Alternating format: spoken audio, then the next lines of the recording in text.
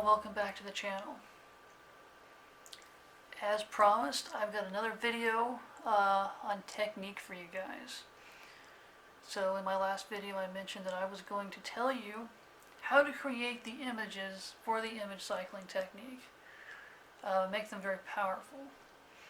So what we're going to do is we're going to play a game that David Snyder calls the frame game. I personally call it the IMAX technique, but I'm going to take this to another level for you guys. And I'm going to show you how to enhance, create, and give you the principles required to actually get this technique moving really well. So what I'd like you guys to do is I'd like you to close your eyes. I'd like you to picture the thing that you want, or create an image or a series of images, whatever it is in your mind. And I'd like you to notice there's a place on your body where you feel that image. Those feelings start somewhere in your body. Go ahead and reach out and touch that, just wherever. I'd like you to notice somewhere around you that image is floating. I'd like you to reach out and grab it. Trace the edges of that. Find out how big it is. Now what I'd like you to do is take that image, I'd like you to expand it. Make it as big as an IMAX screen. And notice the feelings in your body. Notice how they shift and change, whether it gets bigger or smaller. Now I want you to take that image, I want you to bring it down and shrink it. That's right. Notice how the feelings in your body shift. The feelings get bigger or smaller. I want you to continue to play with that image. I want you to find the place and the space around you that feels the best. I want you to notice what size makes it feel the best. And as you're doing that, I want you to notice what you feel, what you see, what you hear. Smell and taste what you smell and taste. And just make that image brighter, darker. That's right. And I want you to find whatever makes it the most vivid, appealing, and vibrant for you. Whatever invokes those emotions and those really good feelings. That's right. I want you to just find the best way to really feel that flowing through you. You know, take that image and pass it through you. And when you know you've got it, I want you to take that image and I want you to put it somewhere where you can recall it. And now that you've got your first image, you can repeat this process with every image on your cycling list. And remember, it's important as you go through this process to sit or stand the way you would stand, breathe the way you would breathe, and allow every part of you to feel, perceive, smell, hear, see, taste, whatever makes it the absolute best and most vivid for you.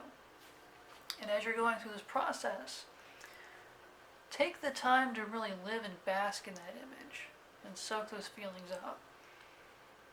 Because the more time you spend absorbing yourself into these images, the stronger they will be when you cycle them. The suggested amount of time is to spend about 5 minutes with each image at least, so you can really feel it. And as you cycle through these images, you'll begin to notice the feelings shifting and changing because each image is going to feel a little different, and you'll feel those images shifting through your body.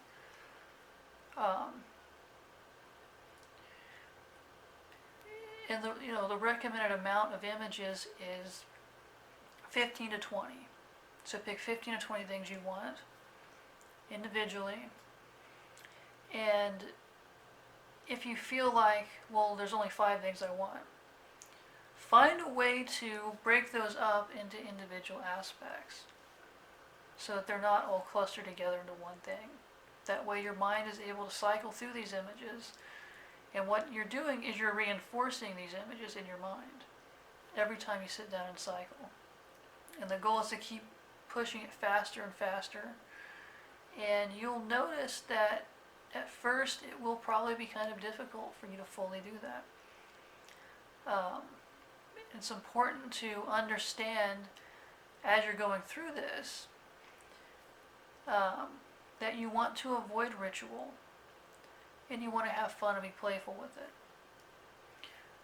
Don't worry about whether the images are in order. Just whenever you're starting out, just switch to the next image, whatever image comes up, and keep switching. And know as you go faster and faster, all you have to do is really perceive that the image is there. Because when you reach a certain point, you'll be moving so quickly you will not consciously see it. You'll simply sense it moving. You'll sense emotion when you reach a mastery of this technique. And that's kind of, I guess, me cleaning up any of the misconceptions I had in my last video about how image cycling worked. It is very important that you simply allow your mind to do what it needs to do to process the images and to go at the pace that works for you as you improve and speed these up. When it reaches a point of critical mass, you will begin reaching a level of mastery in this technique. It's a process and it takes time. Just like in my previous video when I mentioned that law of attraction was a skill, image cycling is a technique and a skill that will take time for you to be able to master. It took me several months before I was able to get into auto cycling. Some people take years, so don't ever feel like you're doing it wrong, because there really isn't a wrong way to do it. You just need to continue moving the images and cycling them by whatever visual construct or metaphor you feel is necessary. And you can change it up as many times as you want to avoid the ritual. So if you want to cycle it as say a Ferris wheel one day and switch it to a turntable or whatever metaphor your mind decides to create that day, that's all okay. That works. But anyway, again, if you have any questions, you can leave those in the comments. Feel free to like and subscribe. And the links to my Facebook and my site are going to be down in the comments. I will see you guys later.